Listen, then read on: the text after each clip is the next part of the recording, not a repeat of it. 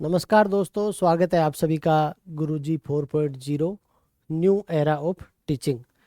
ये हमारा प्लेटफॉर्म है और जैसा कि आप जानते हैं हम लोग डेली करंट अफेयर्स के आपके लिए 10 सवाल लेकर के आ रहे हैं जो महत्वपूर्ण है, और जनरल अवेयरनेस के आपके लिए डेली के हिसाब से हम लोग सवाल लेके आ रहे हैं। तो आज का हम शुरू करते हैं। आज देखो 9 सितंबर है, तो आज का पहला सवाल है कि सितंबर 2025 के पूर्ण चंद्र ग्रहण के दौरान, ये 7 सितंबर को आपको पता है अभी पूर्ण चंद्र ग्रहण हुआ है, तो उसके दौरान किस वैज्ञानिक घटना के कारण चंद्रमा तांबे जैसा लाल दिखाई दिया। आपको पता है, अगर आपने भी चंद्र ग्रहण देखा होगा तो चंद्रमा कैसा दिखाई दिया, लाल दिखाई दिया।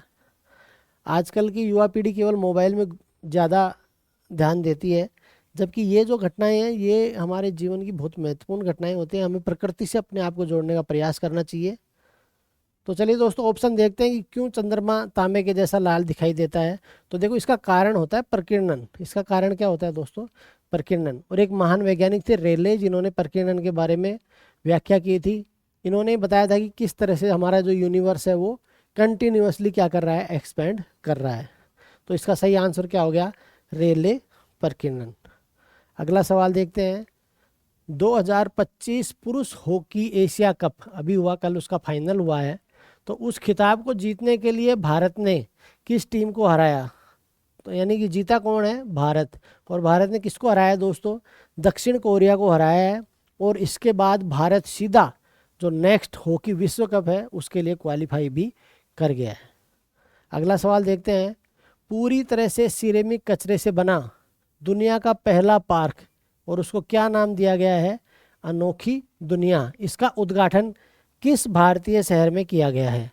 तो ये भी एक महत्वपूर्ण सवाल है, क्योंकि ये विश्व का पहला ऐसा पार्क है, और ये आपके जो डिज्नी पार्क है उसके टक्कर का पार्क है ये।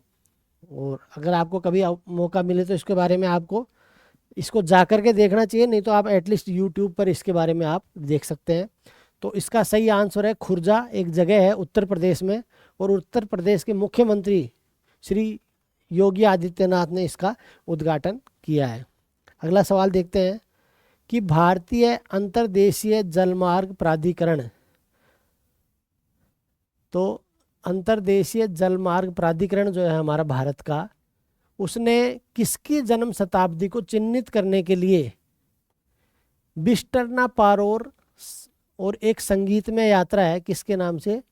बिस्टरना पारोर के नाम से, और सदिया से धुबरी जो हमारा नेशनल वाटरवे 1 है वहाँ पर एक संगीतमय यात्रा का आयोजन किया जा रहा है IWAI के द्वारा।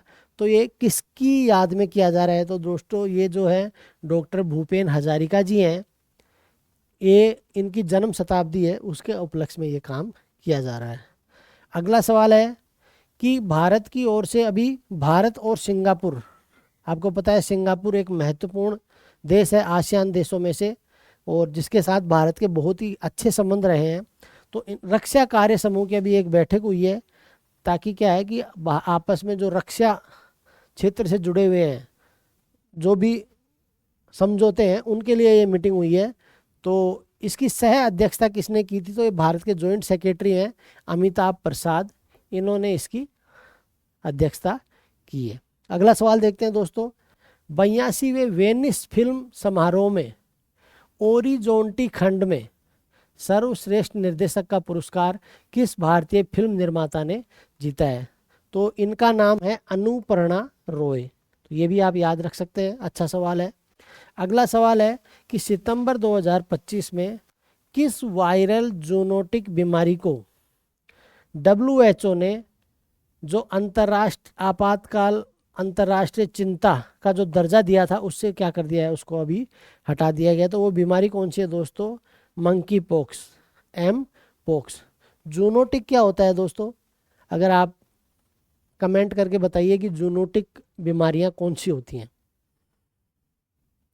तो मैं आपको बता दूं कि जो जूनोटिक बीमारियां होती हैं वो बीमारियां होती हैं जो पशुओं से या जीवों से मनुष्य के अंदर फैलती हैं। अगला सवाल है, शिगेरू इशिबा ने हाल ही में सितंबर 2025 में किस देश के प्रधानमंत्री पद से इस्तीफा दे दिया? तो काफ़ी चर्चा में रही थी ये न्यूज़। तो इसका सही आंसर क्या है दोस्तों? जापान। जापान के प्रधानमंत्री ने हाल ही में इस्तीफा दे दिया, क्योंकि वहाँ पे जो उच्च सदन के जो चुनाव हुए थे उसमें इनकी जो सत्तारूढ़ पार्टी है वो बुरी तरह से हार गई थी, इसीलिए इनके इस्तीफे की लंबे समय से मांग चल रही थी और हाल ही में इन्होंने क्या कर दिया? इस्तीफा दे दिया। अगला सवाल देखते हैं। राष्ट्रीय परीक्षणशाला NTH के अंतर्गत नवनिर्मित अत्याधुनिक रासायनिक प्रयोगशाला का उद्घाटन अभी किया गया है भारत सरकार के द्वारा। तो ये कहाँ पे किया गया है दोस्तों? तो ये किया गया है दोस्तों गाजियाबाद में। अगला सवाल है आज का आखिरी करंट अफेयर्स का सवाल कि हाल ही में इरफान अली को किस दक्षिणी अमेरिकी देश का राष्ट्रपति चुना गया है? तो ये भी एक महत्वपूर्ण सवाल है, इसलिए है कि अभी इस देश की जो इसका आंसर है, उस देश की अभी हमारे देश के प्रधानमंत्री ने यात्रा की और वो ऐसा करने वाले भारत के पहले प्रधानमंत्री हैं। तो दोस्तों इसका सही आंसर क्या होगा? गुयाना। और ये जो इरफान अली हैं जो यहाँ के राष्ट्रपति बने हैं, ये भी भारतीय मूल के हैं। और आपको पता है जब ब्रिटिश राज था, अंग्रेज़ों का शासन था हमारे ऊपर, उस समय ये लोग यहाँ से भारत से मज़दूरों को ले जाते थे काम करने के लिए, और जो अफ्रीका में मज़दूरों को ले जाते थे उनको गिरमिटिया मज़दूर बोलते थे। तो इनके जो परिवार के जो इनके जो पूर्वज है इरफान अली के, ये भारत से ही गिरमिटिया मज़दूर के तौर पे वहाँ पे गए थे और इन्होंने इतना उच्च पद, मतलब इस देश का सर्वोच्च पद प्राप्त किया है। और आपको एक जानकारी और दे दूं कि यहाँ पे 40% जो जनसंख्या है वो भारतीय लोगों की है। कहाँ पर? गुयाना में, जो कि एक दक्षिणी अमेरिकी देश है। तो दोस्तों ये थे आज के करंट अफेयर्स के सवाल। अब आगे हम देखते हैं जनरल अवेयरनेस के महत्वपूर्ण सवाल। तो शुरू करते हैं। देखो आज 9 सितंबर है, तो सर्न CERN, सर्न क्या है? ये विश्व की सबसे बड़ी जो है ये प्रयोगशाला है, भौतिकी की प्रयोगशाला है ये। तो इन्होंने क्या किया है? ये स्विट्जरलैंड में है। कहाँ पर है ये? स्विट्जरलैंड में है। इन्होंने क्या किया है? साइंस का और आध्यात्म का सम्मिश्रण करते हुए भगवान शिव की प्रतिमा स्थापित की है। उसी संदर्भ में बताएं कि नटराज की नृत्य मुद्रा वाली कांस्य मूर्ति किससे संबंधित है? तो आपको पता है नटराज किसको बोला जाता है? भगवान शिव को ही बोला जाता है, यानी इसका आंसर क्या हो जाएगा?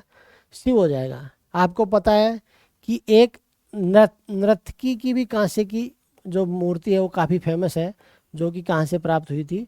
मोहनजोदड़ो। ये हड़प्पा संस्कृति का महत्वपूर्ण संस्कृति स्थल है, वहाँ से ये जो है प्राप्त हुई थी। ये भी आप जानकारी आपको रखनी चाहिए। आगे चलते हैं।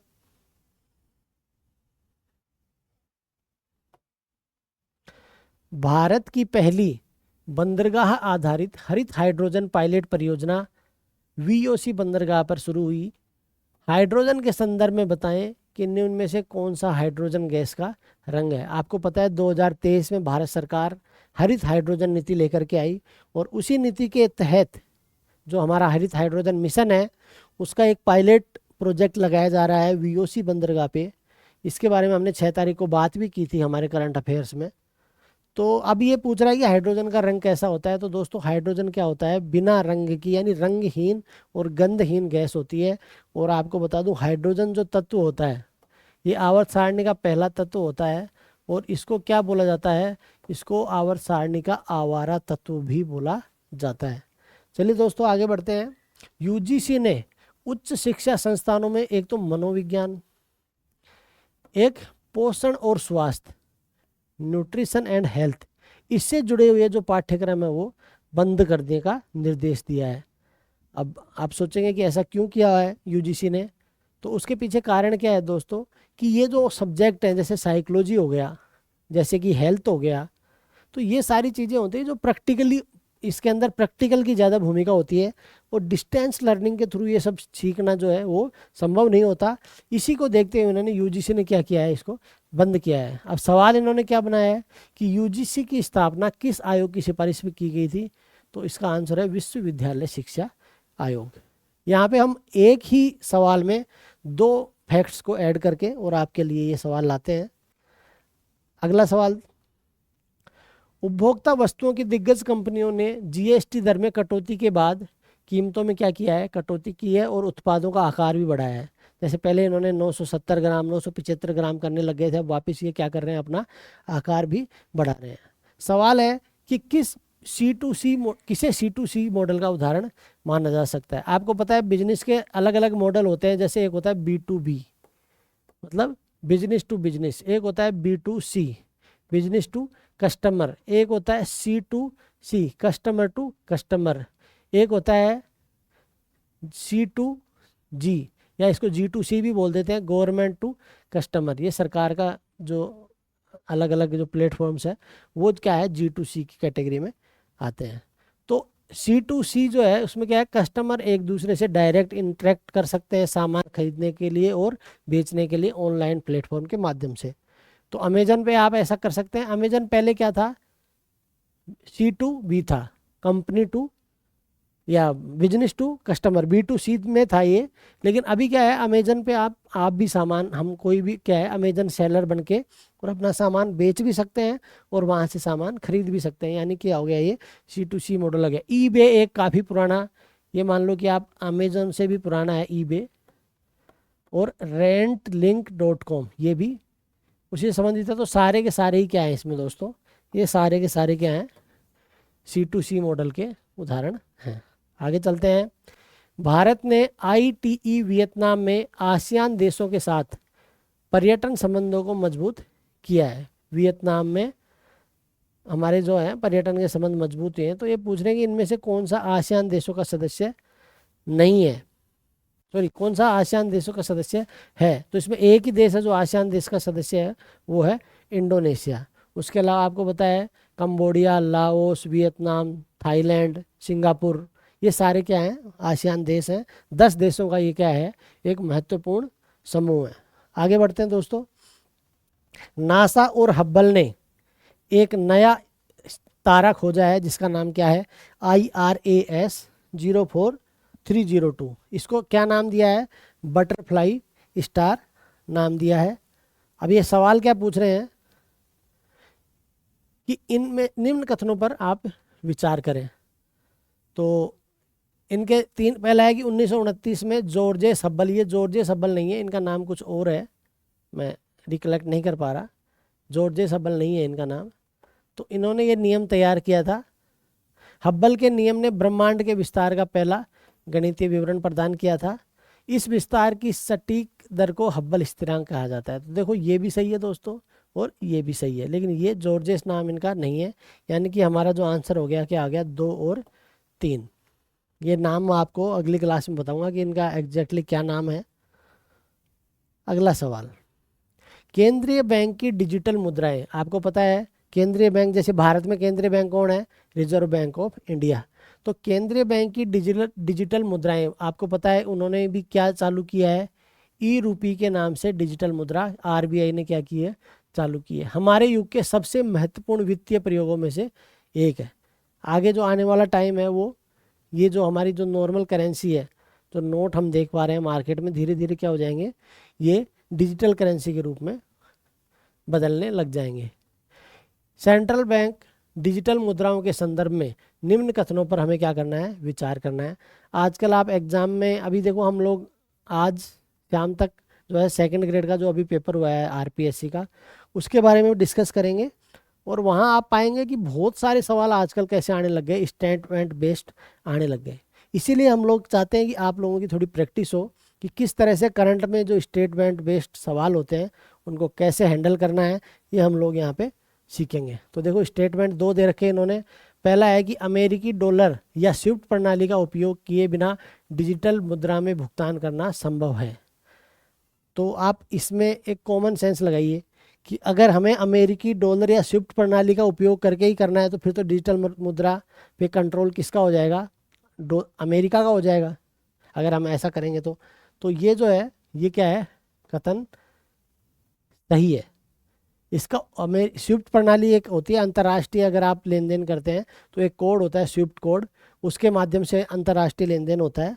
तो लेकिन वो जो है वो नॉर्मल मुद्रा के लिए चाहिए, डिजिटल मुद्रा के लिए उसकी आवश्यकता नहीं है। दूसरा है, एक डिजिटल मुद्रा को इसके प्रोग्राम की गई शर्तों के साथ वितरित किया जा सकता है, जैसे कि इसको खर्च करने की समय सीमा। फॉर एग्जाम्पल कि मान लो कि आप ए आदमी ने बी आदमी को ₹1 दे दिए 1000 और उसको बोल दिया कि भाई इसकी वैलिडिटी है 1 साल। आपने कूपन कोड वगैरह देखे होंगे जैसे, तो उनकी भी एक वैलिडिटी होती है, उस वैलिडिटी के बाद आप उनको यूज नहीं कर सकते। सेम डिजिटल मुद्रा में भी होता है। तो ये इसका सही है, यानी कि आपका क्या हो गया आंसर, दोनों इसमें सही है। अगला सवाल देखते हैं दोस्तों कि विश्व धरोहर दिवस 2025 सॉरी विश्व धरोहर दिवस 2025 आपदाओं और संघर्षों के बीच, ये क्या है, इसकी थीम है आपदाओं और संघर्षों के बीच सांस्कृतिक धरोहरों की रक्षा। अंतर्राष्ट्रीय स्मारक एवं स्थल परिषद एक क्या है बनाई हुई है, एक अंतर्राष्ट्रीय स्मारक और स्थल परिषद बनाई हुई है। तो इसके लिए निम्न कथनों पर हमें विचार करना है। यह क्या है, विश्व धरोहर सम्मेलन के कार्यान्वयन के लिए विश्व धरोहर समिति के सलाहकार निकाय के रूप में काम करती है। ये यूनेस्को के साथ मिलकर के काम करती है, पहली बात तो आप ये समझ लीजिए। और ये क्या करते हैं, एक तरह से एक एनजीओ है जो सलाह देने का काम करता है। इसकी स्थापना सांस्कृतिक विरासत स्थलों के संरक्षण और सुरक्षा के लिए यूनेस्को द्वारा की गई थी। तो ये जो है ये गलत स्टेटमेंट है। इसकी स्थापना, ये क्या है, एक एनजीओ है जिसकी स्थापना 1965 में की गई थी, लेकिन ये जो स्थापना है वो यूनेस्को के द्वारा नहीं की गई थी। यानी कि ये स्टेटमेंट क्या हो गया दोस्तों, गलत, और ये क्या हो गया हमारा सही। यानी कि इसमें आंसर क्या हो जाएगा, केवल 1। तो दोस्तों ये थे हमारे महत्वपूर्ण सवाल। उसके अलावा भी हमारे बहुत सारी, देखो मैं आपको दिखा देता हूँ कि हम लोग डेली कौन कौन सी आपके लिए पीडीएफ लेकर के आ रहे हैं। तो आप देखते जाइए, मैं आपको दिखाता हूँ।